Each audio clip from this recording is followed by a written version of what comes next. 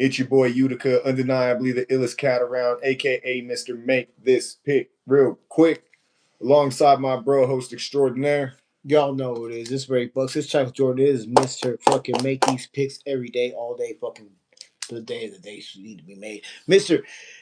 Give me my belt. Hand me my crown. God damn it, I'm doing shit good. Yes, indeed. Yes, indeed. This is Bros Talk MMA with the official UFC 322 recap. Yeah, we just wrapped up the main event. Let me just make sure we can hear ourselves. Yep. We just wrapped up the main event. Islam Makhachev successful in his vie for double champ status. He is now the champion of the welterweight division. There's a new king at the top. Shortly after changing hands, from Bilal Muhammad to Jack Della Maddalena. But to be totally honest, the best way I can describe this is Islam basically did a Chimaev to Della Maddalena. Della Maddalena just, wasn't able to get any offense going on the feet, really. I mean, Makhachev gave him probably his best chances early on in the fight, like in the first and second round. He actually did stand there with him. And there was even a point later in the fight that, like, he was standing with him, and even to like Khabib's displeasure, you know what I mean? And he has a lot of respect for Khabib as his coach, so for him to sit there and still play with this food even when the coach is like, yo, what the fuck are you doing? I mean, hey, he was floating on him. He floated on Dalla Maddalena, kept dominant position, traded with him and didn't like seem to be in too much trouble. And yeah, Makhachev dominated for 5 rounds. I mean, I'm surprised some of those rounds weren't 10-8 rounds, but once again, he was able to get the job done. And yeah, what do you think, my man? Let's just go ahead and talk about. I love the fact that you went ahead and did the absolute main event of the evening, where I won as well. But let's go ahead and start it from the beginning. You know what I mean? Let's go ahead and tell the folks about the entire show of what it was and what happened and the things that transpired. Well, okay. To start things off, we had a matchup between Matthias Camilo going up against who was that? That was Vyacheslav Borshev. I had went with Borshev personally, and it was kind of basically exactly the way I played out. But even I think it was even easier than what I had expected because he came into the fight compromised. There was something wrong with his legs, and Camilo was able to get takedowns at will. And I mean, the only thing I'm not a fan of is that he wasn't able to finish Borshev off. Like, I thought that was kind of weird. But outside of that, he made it happen. Great way for me to start the night off. I started off hot in the fucking prelims, and then things just once the main card started, it started evening itself out. But yeah, I mean, definitely a great way to start things off. And then we have Bangasar Sursakayev going up against Eric Makhachev. Same thing, except for still funny. Like it feels like it played out the way that I had talked, which is just like he kind of played with this food. He kind of almost showed signs of fatigue towards the end, but then, just like in his last fight, was able to end it, and just found a late round KO and was able to take it home and yeah, put Makhachev fucking face down first on the canvas. So, what looked to almost be like a parlay buster and or just like a fraud check, ended up going Sursakayev's way. So salute to him.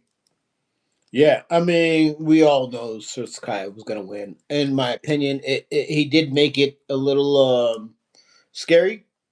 I mean, I wasn't absolutely sure when I was watching the fight, but he got it fucking done, right? Like he finished.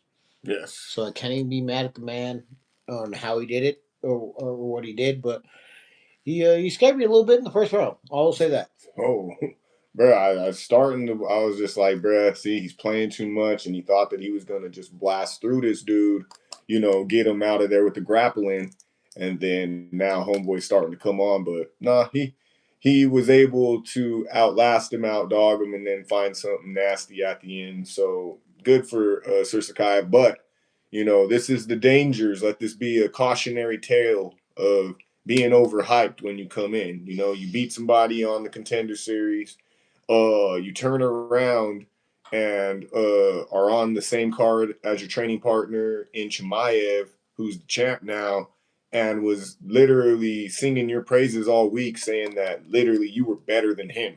So, sometimes, I like the Marab route, just be a little bit more humble. That's all.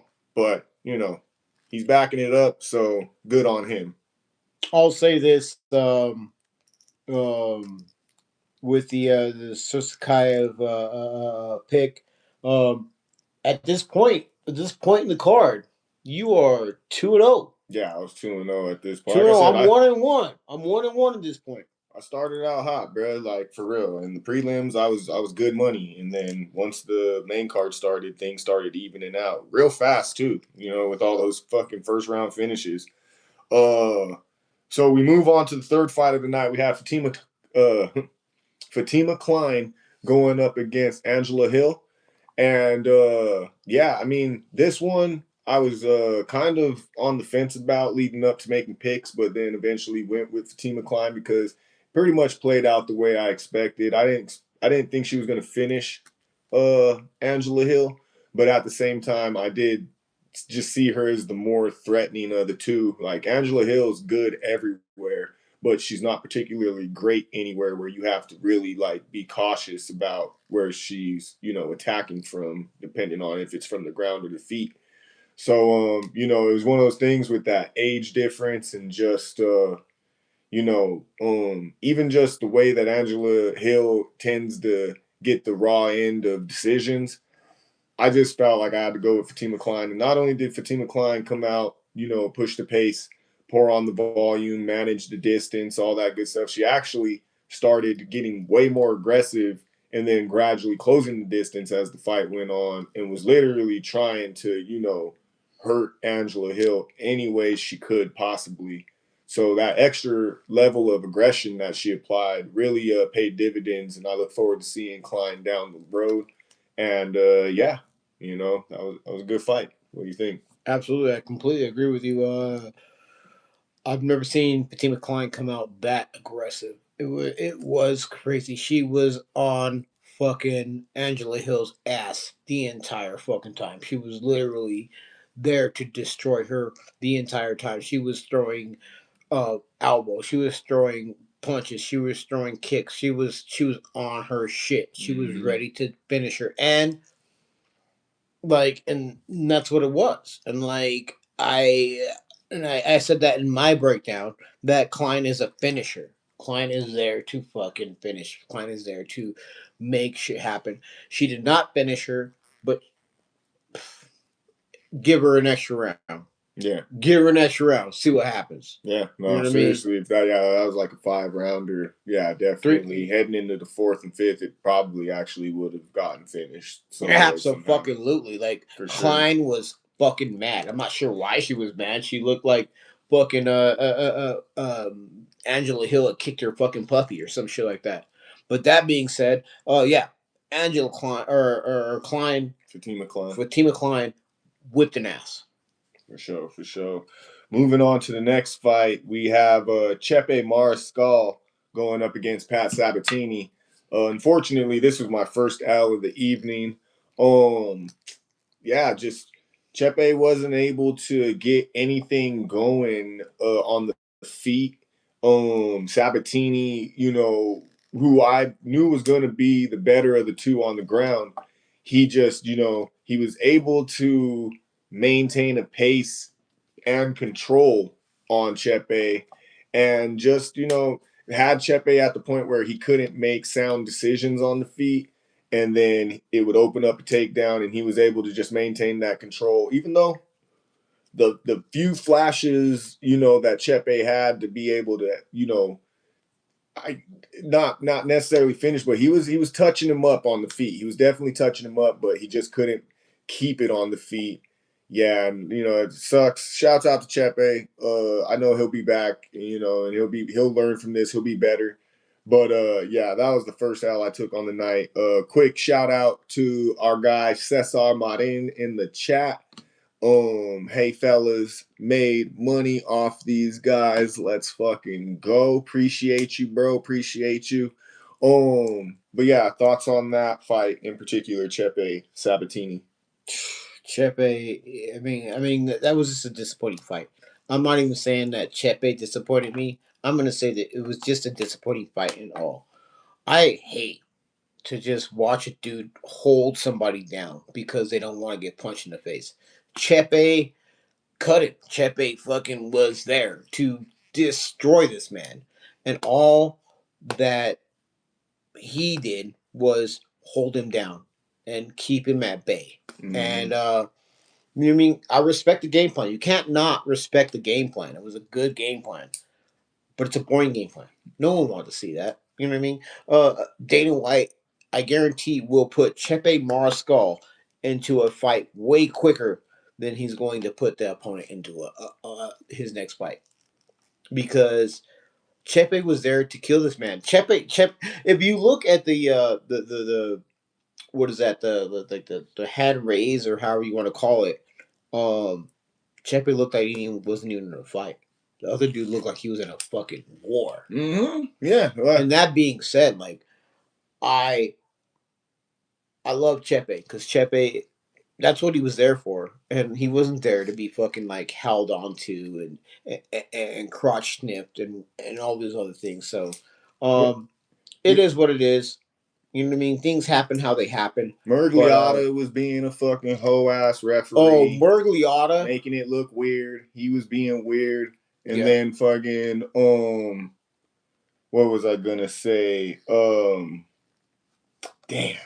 I had a thought in my head about this fight. Oh, if this fight took place in fucking Abu Dhabi, I think I think fucking Chepe could have gotten away with one, to be totally honest. If this was in fucking Abu Dhabi, the way that they were scoring shit, that fight wasn't too far off from the Volkov Almeida fight that took place in Abu Dhabi.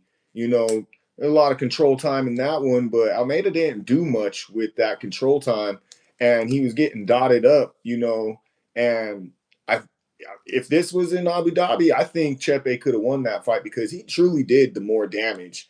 Like, Sabatini was just holding on to make sure that he didn't gas or, get caught on the feet. I mean, I ain't gonna lie, his grappling was dominant, but if we really break that down, like, that could have been one of those scenarios where, yeah, you held him down, but you didn't do much with it. So we're going to give it to the guy who actually applied some damage, because look at you, you're a bloody mess. But all right, I'm gonna let you get into the next one. I'm gonna go use a piss real quick. All right, well, real quick, I'm gonna talk to the chat. We got some comments in there. We got Johnny 5985. Valentina Schnoozchenko should retire. Hey, bruh. I mean, she looked dominant. It probably wasn't the most entertaining to watch, but she did look dominant. And I don't see anybody, in her division who can fuck with her. There's definitely nobody at strawweight who can fuck with her.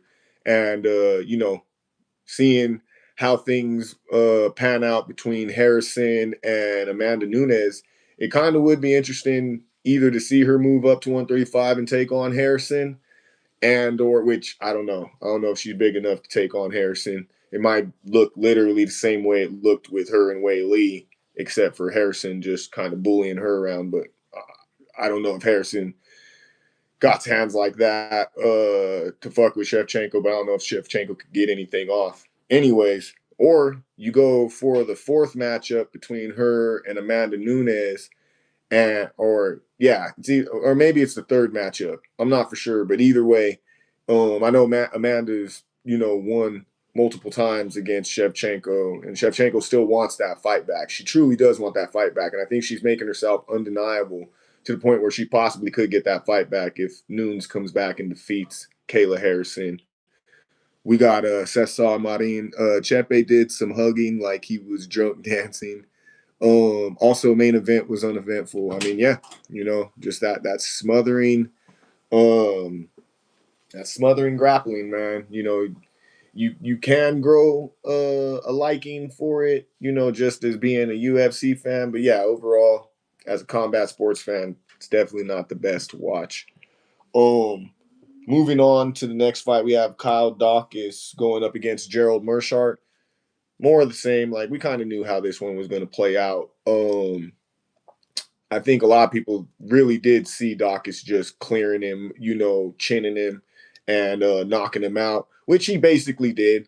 But instead of, working for a, ground and pound finish, he seen that homeboy was dazed and confused, wrapped his neck up and got him out of there, which I'm sure was a nice little prop, because I think people knew that he was good on the ground, but everybody knew that his easier path to victory was on the feet. So, there's probably a lot of knockout props that were like, fuck, like I can't believe that. And, maybe some folks hit on that submission prop. But yeah, a finish I think was in the cards regardless for Dawkins against Meerschaert. What are your thoughts on that one? Man, I mean, obviously, it was what, 50 minutes or 50 Yeah, seconds? 50 seconds. 50 seconds. 50 seconds into the first round. Like, what are we talking about? I think we all knew that that was an easy one to pick. If that would have gone another different direction, I'd have been real pissed. Like I would have then I would have just abandoned the card and just been like, well, fuck this shit. I mean, obviously I don't know anything. I don't know what the fuck was going on. I'm just like out here in the fucking dark. You know what I mean? But I mean that one, in my opinion, was very easy. But also, I thought the next one that we're getting ready to talk about was very easy. But let's get to that, Cam. Here, let's talk about what I called, folks, and I hate to say that I called it because I mean I don't really get any points off of this one because I fucking picked this motherfucker. But we had Malcolm Wellmaker get fraud checked, or I don't know, maybe we just seen a star in the making with his super short notice opponent, Ethan Ewan coming in and basically working him for 3 rounds, like came in there and put fucking work on him. Was the more active of the two in the striking. Hit him with a nasty fucking slam. Like that shit was gross. And I feel like that was like the beginning of the end. I feel like that was when Wellmaker realized he was in a real fight and this wasn't, a launch pad joint, which he wasn't gonna have an easy go with Cody Haddon either. Like him losing to Cody Haddon would have been like, okay, I can understand that. But him losing to literally a dude that fucking showed up, on 2 days' notice, like that's wild, Fucking so this dude basically, cashed in almost like a contender series belt off of this dude and took all of his hype. So yeah, bro, like unfortunately Wellmaker was the parlay buster and I cautioned this on the show on Friday or on Thursday. So make sure you tune in, make sure you like this stream, make sure you subscribe to the channel streaming Thursdays during fight weeks at the Whiskey Bar Denver. But yeah, what are your thoughts on Wellmaker shit in the bed, bro? What a disrespectful like showcase of his skills, and like it was just sad. And this is how I feel about it. I feel like he thought he had an easy one coming. You know what I mean? And I thought he had an easy one coming. To be honest with you, Me too. so I can't even be mad at him in that regard. But I think also on the show we said don't take your next opponent lightly because your next opponent is way more hungry than you are. You know what I mean? And the next opponent was way hungrier. The next opponent was ready to fucking. He had a big fucking head. Like Ewing had this fucking like I'm not sure how often you guys have played like NBA Jam or some of these other games where you can get the big head mode. Um, dude, this dude had a fucking gigantic head. It was like such a thing to just punch and hit and do your thing, and like Wellmaker just couldn't get to it for whatever reason that was, which was weird to me in a way. Well, he was, he's drunk off of highlight KOs and being a counter striker, bruh. And I think being a counter striker is, man, it's literally live by the sword, die by the sword when you're that kind of a striker. Because although it can make for some legendary highlight finishes, it leaves you standing there stuck just trying to find this one perfect shot, so then your fucking volume goes out the window. And then eventually your opponent realizes, like, I just got to get around this one shot and fucking, either start first and not even let him get it off, or when he gets it off, then return. And as long as I throw more than he does, I'll be straight. Because Ewan, there was a few times he could have ended that fight, but really, he was just fucking, the more active of the two, and really took a chance. He was willing to fucking take one to give one.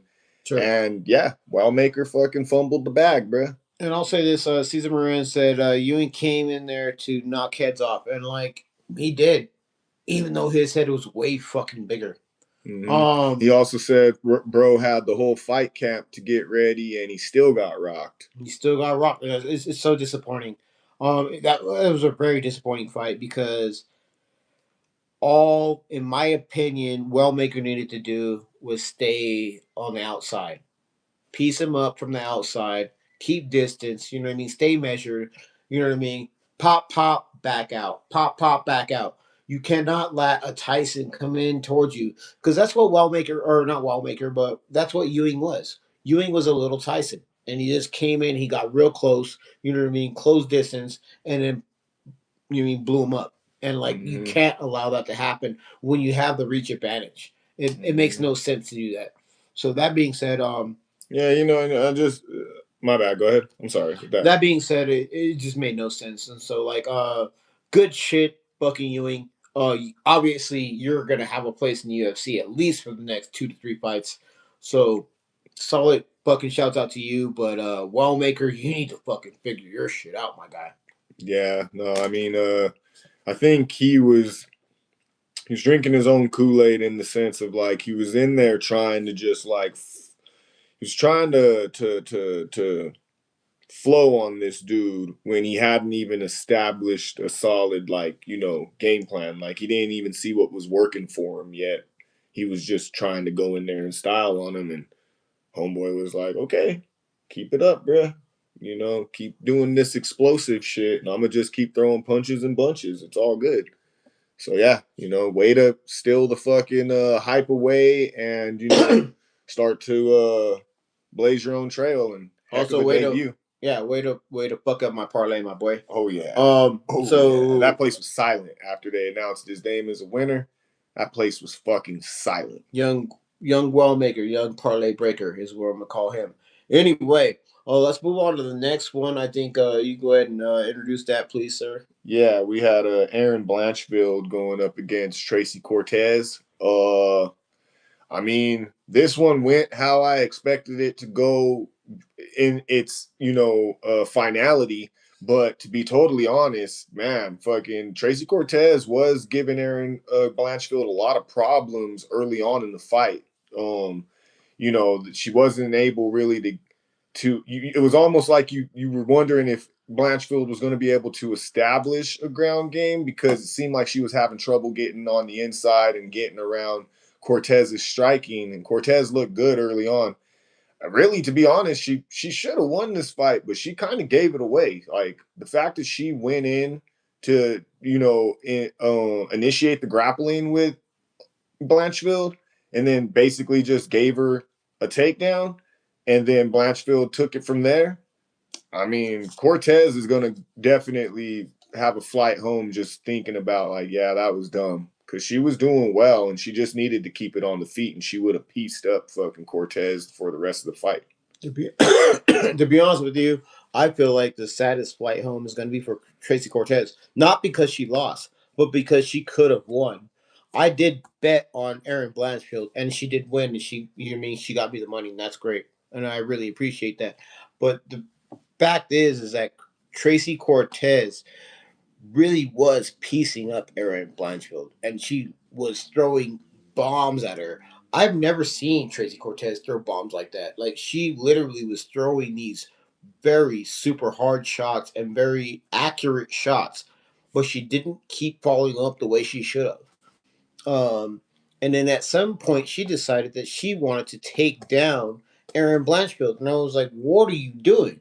I think she was trying to. I think she felt comfortable on the feet that it got and okay, one of two scenarios happened. She was feeling comfortable on the feet and decided, you know what, I'm gonna mix it up a bit to really start, fucking uh kind of keeping her guessing and all that good shit.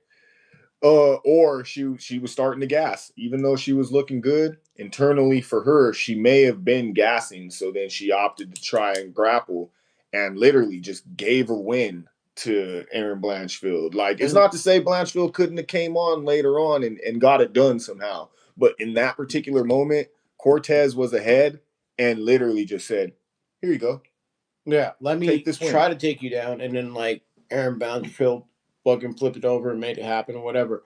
And so I just didn't like it. It was a bad look for Tracy Cortez. Obviously, Tracy Cortez is going to be in the UFC for a while. She is young enough to keep it going, but I mean, I bet on Blanchfield. Blanchfield won, so I'm not really mad about that one. We can definitely move on to the next one. So Most def, most def. Then we got RoboCop, Gregory Rodriguez going up against Roman Kopylov.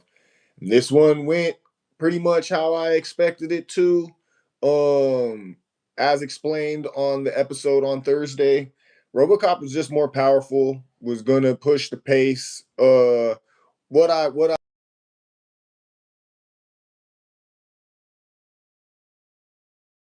like, he's dense. So like when he throws, Eddie fucking, it's just gonna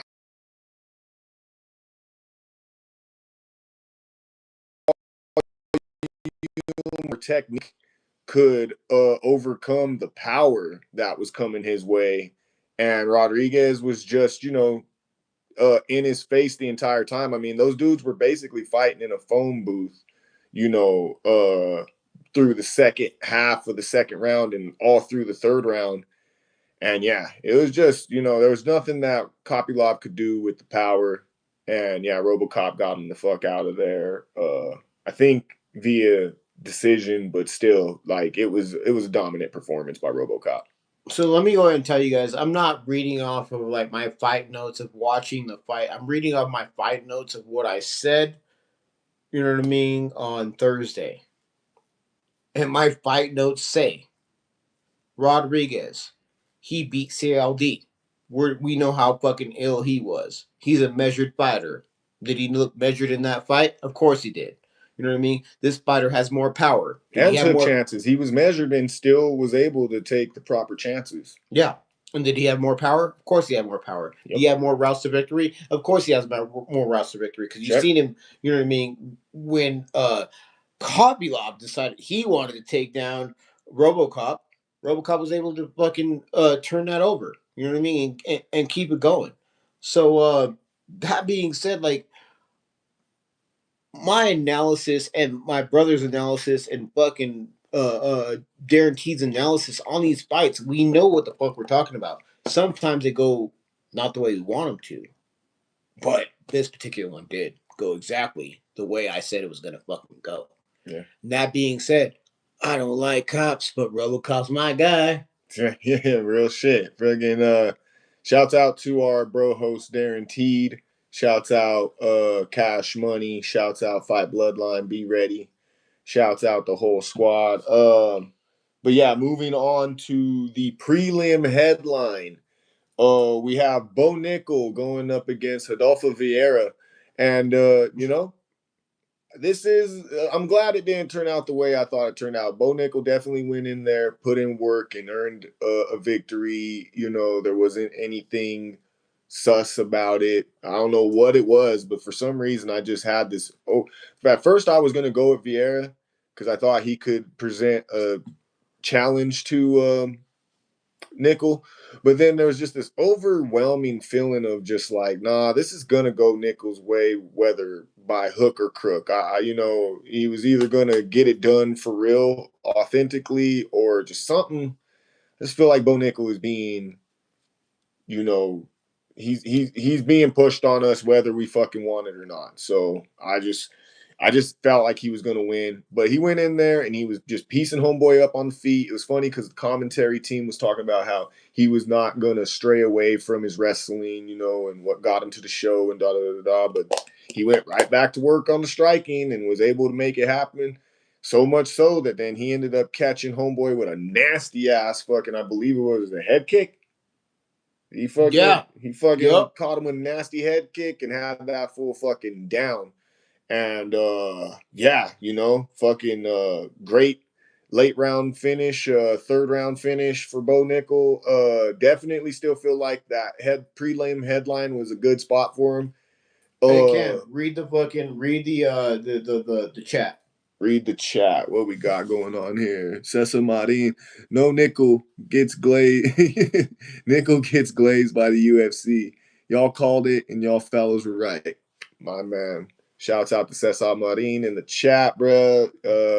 Longtime viewer and supporter of the channel, and yeah, bro. He, like definitely the way we said it was gonna happen in the episode on Thursday. So yeah, good on Yeah. Nickel though. Good And on then him. again, we didn't obviously says everybody. We did not glaze him. We all three of us, me, Utica, Darren Teat, we were all like, man, fuck Bo Nickel. But me and Utica were like, well, even though it's fuck Bo Nickel, we're going with Bo Nickel because Yeah. it's not with our heart, it's with our brain, and he got it done. You know what I mean? And that is what it is. And Yeah. again, there's a lot of fighters out here in these streets or in the UFC that I would love to just, you know what I mean, ride with. You know what I mean? And even Chepe, I still think Chepe won in my opinion because he did Yeah. cut him. There was more damage. Like Chepe did not look like he had even been in a fight. Um, but Chepe, I would say if I had to say I had a heart pick, that's my heart pick. But again, he still made shit happen. Um, but Bo Nickel was definitely just, you know what I mean, a pick by my balls. Mm-hmm. And he got it done. I was kind of expecting him to get it done, even though I'm not a fan of him. Whatever. That being said, um, let's go ahead and move into the main event. Yeah, this is when the fucking cards started getting dark for me, man, and it's just like, Not for me though, my God, bruh. So this is the beginning of 3 straight fights that I ended up dropping during the course of the main card. and they We were got, quick. yeah, fucking very quick. We had Benil Dariush going up against Benoit Saint Denis.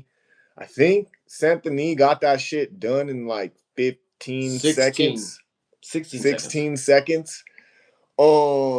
Yeah, I mean, it was just one of those things where, Benil, he's very good at fighting a smart fight. He's very good at nullifying you where, on the feet or on the ground and stuff like that. He's got sneaky, good hands and power and, grappling technique. But I think it's starting to show more and more that he's a little chinny. Like, and if you catch him fucking good, like he's going down. And I mean, now granted, I think that goes without saying. That's the fight game. If you get caught good, you're going down. Like, of course. But I guess nowadays his game is leaving him more exposed to get fucking cracked. And that's what happened tonight. He didn't even know what happened. It's fucking sad. And I think although he could still fight, I do wonder where this leaves him mentally, in terms of how he wants to move forward with the course of his career. But good on Anthony. He said it. I'm still the seek and destroy guy that you guys all love and want to fucking come show up, but I have to be more measured, in my approach. And I don't even know if this was a matter of measure. I think he just came in there and just does what he does best. And fucking Benoit sent the need, and that's what happened. And let me go ahead and just run down, because again, I'm looking off of what I said on Thursday, right? We're talking about setting needs. He's 7 years younger. He has 1 inch reach. He has 1 inch fucking height. He has a 2 month turnaround versus a 4 month turnaround with his opponent, who is you know what I mean, Dariush. What do you want from me? I give you the best. I'll only give you the best. I am the best. It is what it is. Boom. Saint Denis wins. Hella quick. 15, 50, or not 15, 50, 50 seconds into the first round. No, 16. The 50 16. seconds was Dawkins. My bad. You're Saint right. Denis was 16 seconds.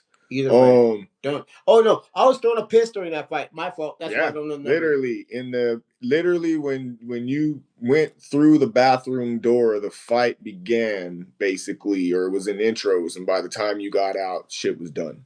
Yes. So that being said, boom. Saint Denis, pick that. Where we before we go into the next fight, let's go ahead and get the numbers right? So I'm at where you at? Because Cam or fucking Utica was whipping my ass. He was whipping my ass. I mean, at that point, I was like, let's see, 3-1, 4-1, 4-2, 5-2, 6-2, 7-2, and then that put me at 7-3. Okay, and I think at that point I was 1, 2, 3. You figure that out. The homie Cesar Marin was like, the Saint Denis fight cashed 6, my 5-fight parlay of not to finish fights, or for fights not to finish. Made me money. My second parlay got busted by that lame main event though. Yeah. Shouts out to Cesar Marin. Yo, y'all gotta start, paying attention to the chat, and my guy needs to start letting us know which ones he doesn't think are gonna finish, or go to the cards, because he's killing it. He's been killing it back-to-back weeks on, putting together parlays, or just, betting on fights not to go to distance. And he's killing it right now. So salute to him. Where are you at this point, my G? 5-2, 6-2, 7-2. So you and me tied. We tied at that. Oh no, yeah, you pulled ahead with this fight and went 8-2, and I was 7-3 at that point. This is officially when you had started to pull ahead. So then moving on to the next fight, we had Leon Edwards going up against Carlos Prates, and bruh, I mean, I don't know, man. Like, I feel like Leon came in there, he looked decent early on the feet. But I feel like when he got that takedown in the second round, and I mean in the first round, I feel like it was pretty clear, like, hey, bro, this should definitely be the path to victory. I get it. You want to be exciting for the company, and but right now you're on a 2-fight skid, my G. You need to go ahead and get you a fucking W. And, it doesn't matter. You're in the rankings. You may have a longer road back to the title, but you got a W nonetheless. But instead, after seeing that you had a clear advantage with the grappling, you go back out there and start trying to match with Prates on the feet, and I full fucking slumped you. Like, bad. Slumped you bad. And bruh, I mean, Leon Edwards, I don't know what it is. I feel like he's on a bad beat. He's not a bad fighter, but I feel like this is just kind of how the fight game goes. Once you start, it's not often you see a fighter come back from a string of losses and really be able to put it back together. And sometimes, maybe they have flashes here and there, but once it starts going this direction, I mean, Leon's starting to, he could start running the course of gatekeeper, if he doesn't fucking get a W here soon in his next fight. You literally took the words out of my mouth. Leon Edwards is a gatekeeper. He is the number 15. You know what I mean? Between 15 and 10. And he's going to just make sure that fucking he fraud checks anybody trying to get into the top 10.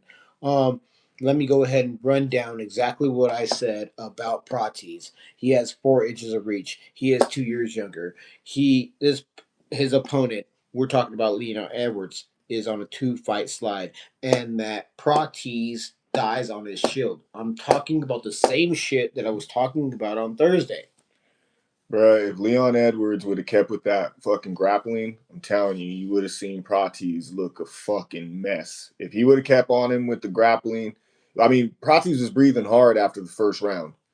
He didn't hit the stool, but you could see it. That fool had literally been eating not the healthiest and smoking cigarettes up until the fight.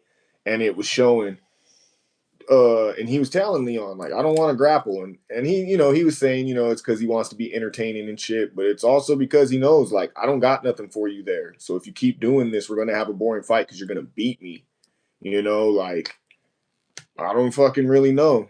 But Leon should have kept it on the feet, bro. Okay. He should have took it to the ground and fucking smothered that fool. All right, so I'm gonna bring up the chat real quick. That Saint Denis fight. We already touched on that. Okay, cool. But then also Leon got worked, bro. Y'all called it. He earned that belt way too early in his career. Yeah. He's a company man through and through. Yeah, no, boom. And that's what we're saying. I just literally said that. And without looking at the chat, that he's going to be the gatekeeper. He is now fucking Neil Magny. You know what I mean? He is that guy. That is what it is. I picked Edwards. I thought that he was gonna fight a clean fight and just find a way to win and just make sure that he won. So hey, salute to Prates. But what I will say is I did say this. I did say that oh my god, what was it? Edwards oh fuck, I lost my fucking It's all train good. of thought. Caesar Morin, you're absolutely right. Prates is a gangster, bro. Yes, I completely agree. Oh, that's what it was. Like, to be honest, we all knew that him earning that belt wasn't like he didn't fucking like beat Kamaru Usman. He caught him with 55 seconds left in the fight. He caught him with a fucking errant fucking leg kick that just put his lights out. Like, we all seen how that fight was gonna go. Now granted, he did fucking make good on it in the rematch, and fucking actually won that fight, that rematch against Kamaru Usman in Leon Edwards fashion, not as entertaining as we'd like. But I mean, at the end of the day, like, that fight wouldn't have existed if things happened the way that they were supposed to in the first fight, which we all know Kamaru Usman won that fight. He got caught, and it is what it is. But I say all that to say that, yes, Cesar Martin, you are right. He won that belt, not necessarily the right way. And yeah, the UFC never has really been fond of him, but he has made himself undeniable in instances. But now he's given them every reason to just kind of, hey, bro, take it or leave it kind of shit. So, yeah, shouts out Carlos Prates. I mean, he's a great personality to have in the UFC. I know the UFC loves him, like, this dude is literally like fucking fight promotion's dream. So salute to him, and I look forward to more highlight finishes. Prates is a fucking gangster, bro. Yes, indeed. That's exactly what I said. Anyway. So then moving on to the featured bout on this main card, we got Sean Brady going up against Michael Morales. And bro, fucking Sean Brady. I mean, I think this is the same shit. I want to say same way that I broke down who was it that I was like, bro? Oh, Leon Edwards. Same way I said Leon Edwards should have just stuck with that grappling because that was proving to be his best route to victory. Is the same thing I gotta say for Sean Brady in the sense of like, bro, like why did you stood way too long with Morales? And I get it. You're probably setting some things up, trying to lure him into some secure takedowns. I'm sure, but bruh, there came a point, 2 minutes is too long standing with fucking Michael Morales, and the way that he was set up to, you know, he had that fucking stance that he had, and he was ready to stuff takedowns. But bro, you have to attempt to take down for him to see if he can stuff it. And instead you chose to try and act like hey, I'm gonna, stand with you for a little bit, see where we're at on feet. And you had all that you had the extra shorts on, the fucking knee joints and the ankle joints to fucking maintain a solid grip. You didn't even get a chance to get started, bro. So I just feel like he definitely just kind of gave it to Morales by not even threatening him with a takedown, and before you knew it he was on ice skates. Absolutely. Now, also, again, I'm gonna keep doing this. I'm sorry. Like if it's repetitive for you guys, this was my breakdown on Thursday. Michael Morales is 6 years younger. Michael Morales has a 6.5 inch reach advantage. Michael Morales had a 2 inch height advantage. Michael Morales was undefeated. He only has 4 wins by decision and 13 by KO. What are we fucking talking about? Why was this not a guaranteed fucking lock pick for everyone that was fucking following me? It's easy enough. Michael Morales for the win. Michael Morales did exactly what Michael Morales is gonna do. Hey, I mean, get the fuck out of here. Like I said, I picked Brady, so I can't talk too much shit, but he also never even got his grappling started. So guess we'll never know with that one unless they meet up down the road again. But yeah, I mean, it's kind of weird. Carlos Pratis has mentioned, we're the newer generation of fighters and da da da da da. And I guess I really wasn't looking at that because these guys are so strike heavy.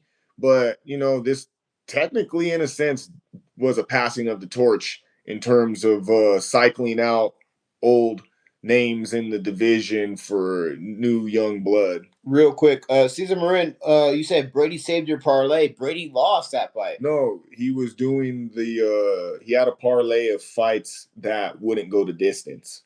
Oh, okay. Yeah. So him being able, Brady getting the fuck out of there was able to help secure that for him. Okay, he had a 5-fight parlay of fights not to go to distance, bro. Like that's fucking you're a the fucking vision, legend, bro. That's fucking the vision. Caesar. Shouts out Cesar Marin. Cesar Marin. Cool. So Morales, cool. We're going into Zhang, right? Yeah, we're going into the co-main event, y'all. This is where I started seeing light at the end of the tunnel again. I ended up, finishing, winning more than losing on this card, but dropping 3 straight definitely was not on my bingo card. So luckily these last 2 fights, helped, were my saving grace. But yeah, in the co-main event, we had Valentina Shevchenko going up against Weili Zhang.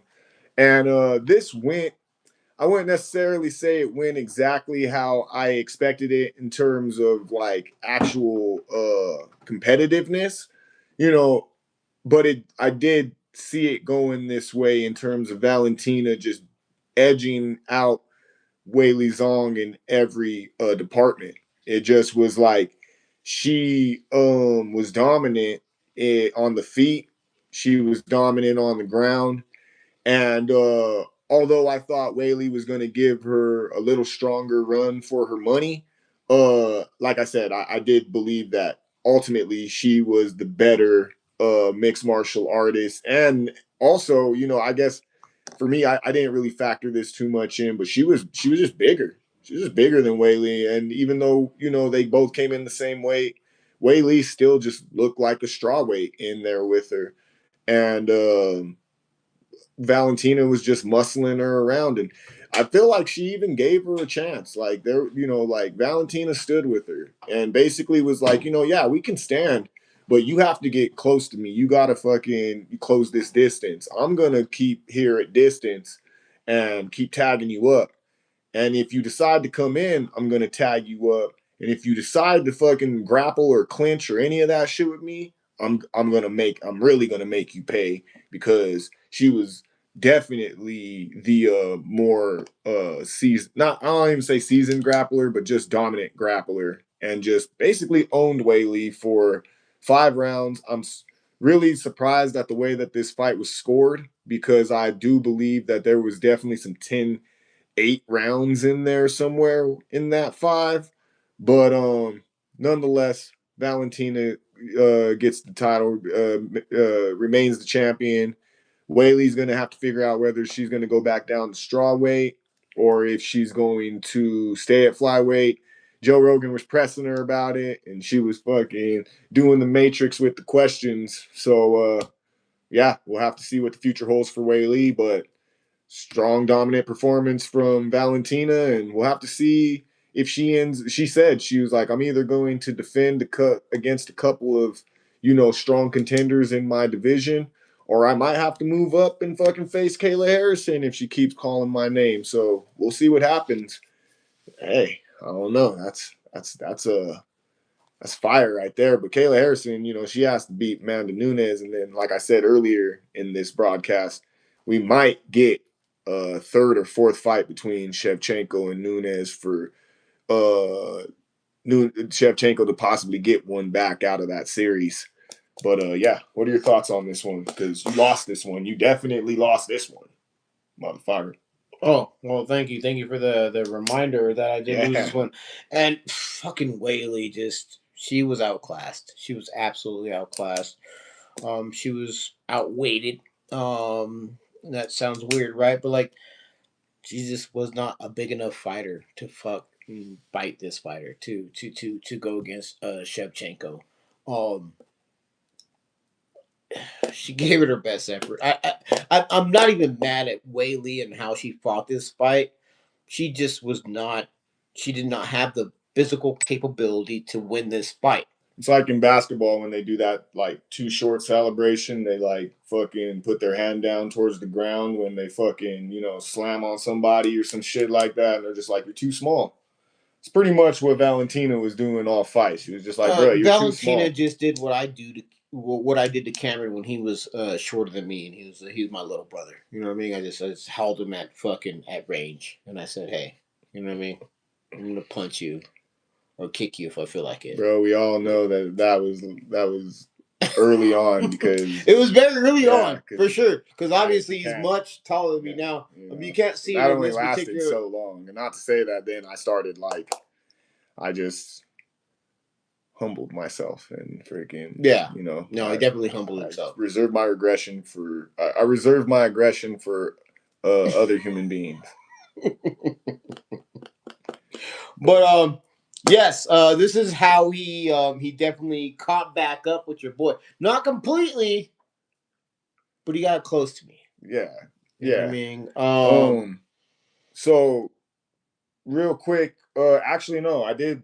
No, I didn't pull even with you. You're right. So real quick though, we are about to lose battery power, so we're gonna have to skip this along. So moving on to the main event of the evening, we had Islam Makhachev going up against Della Maddalena. Della Maddalena came out looking super angry, and I thought we were about to see this guy get busy. And I'd say outside of a early flurry of punches in the first round, that was it. And like I said with Valentina and Whaley, Makhachev gave him opportunities to try and do something on the feet, but then slowly and gradually as the fight went on, he just started drowning him, and that was it. He's a double champ now. He fulfilled his fucking goal, and we'll have to see what's next for him. I'm guessing taking on Kamaru Usman, it sounds like, is what he wants to do next now that he's champion. And Della Maddalena looked like Dricus Duplessis in there. So that's what I got to say on that. Absolutely. So definitely won that one. My bro won that one. I think also Darren Teed went with Makhachev as well. You say lame event, Season Moran. I think it was an expected event. It wasn't bad. In my opinion, it wasn't a bad event. I didn't think that last main event was bad. Um, but let's go ahead and just tell everyone that I was 11-3 at the end of the day. Cameron was 10-4 at the end of the You're day. 11-3. Wait, so at Saint Denis you were 7-3, 8, 9. No, yeah, 8, 9, 10, my G. All right, I was 10-4. Sorry, folks. Yeah. I was 10-4 my guy. at the end of the day, Come on, which means my man. Cameron was 9-5.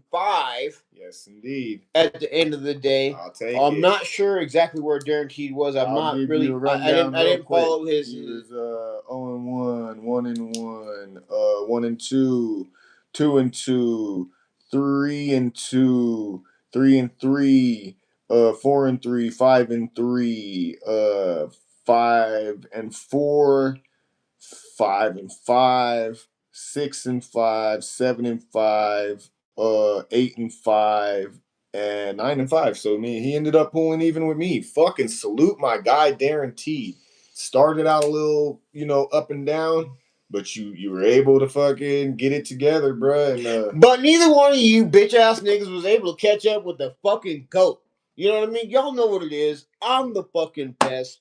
I'm 10-4. Yeah, you guys beat me last card, and then you guys talked a little bit of shit. Fuck both of y'all. Yo, just like I'm motherfucking 10-4, baby. What do you want from me? I'll give you guys the best picks. I am the best picker. I am the GOAT. I am Chocolate Jordan. I am Ray Bucks. Ray Mysterio. Ray fucking get it fucking right. Mister, give me my belt. Hand me my crown. Go ahead and get your outros before your phone dies. You know what? Yeah, I was gonna try and come back, but you know what? I'm gonna let you have it. You got it, bro. Fucking you got it, my G. Salute to you on a successful card. This has been the official UFC 322 recap brought to you by the good folks at Bros Talk MMA. I'm your host, Utica, undeniably the illest cat around, aka Mr. Make This Pick Real Quick. Sending a shout out to one of my bro hosts, Darren Teed. And I'm also here with my other bro host extraordinaire. He just gave himself another rundown. I don't even know why I'm allowing him to outro himself again, but whatever. Because why wouldn't I? I'm the greatest ever. I've done it. What do you guys want from me? You guys, hey, this is how it's gonna go down for the rest of the year. Blah blah blah. Didn't you say some shit like that? Didn't you say like, fuck you guys, because I'm gonna go, man, fuck that shit. It's gonna go the way it's always gone. It's gonna go the way it's been going for the last 2 years. I'm the greatest. I do all the things that I need to do. Now, what I'm saying, what I need to do is win. I've been winning. I'm gonna win for these 2 years. I'm gonna win for all the years to come on. All the years that's ever gonna happen. Cause I'm the dopest. It is what it is. I'm sorry. Hurts my feelings. Nigga, like I said, we got low battery power. God damn.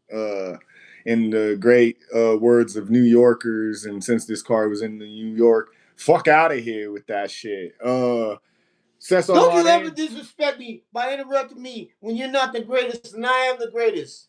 Okay. Bing bong. Anyway, Cesar Marin, y'all fellas create a great show.